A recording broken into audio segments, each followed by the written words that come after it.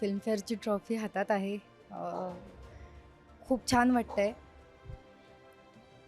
स्वप्न पूर्ण झाल्यासारखं वाटतंय आणि पहिल्याच चित्रपटाच्या बाबतीत असं घडणं आणि हा एक इतका महत्त्वाचा पुरस्कार मिळणं खूपच कमाल वाटतंय.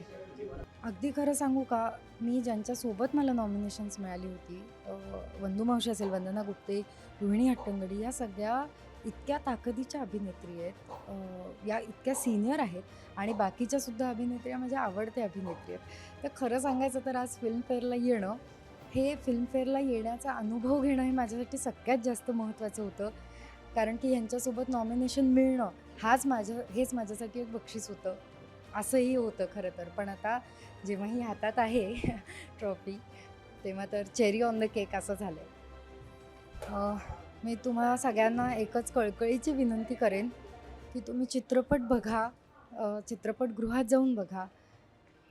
खूप प्रयत्नपूर्वक एखादी कलाकृती निर्माण होते आणि ती तुमच्यापर्यंत पोहोचवण्याचा आमचा पूर्ण प्रयत्न असतो. चित्रपट आवडणं, न आवडणं हे सगळं ठरवणं हा निश्चितच तुमचा अधिकार आहे. पण त्यासाठीची एक संधी तुम्ही घ्या चित्रपटगृहात जाऊन बघण्याची आणि आम्हालाही तेवढा एक चान्स द्या. तर एवढी एक विनंती करेन आणि असंच भरभरून प्रेम करत राहा. Thank you.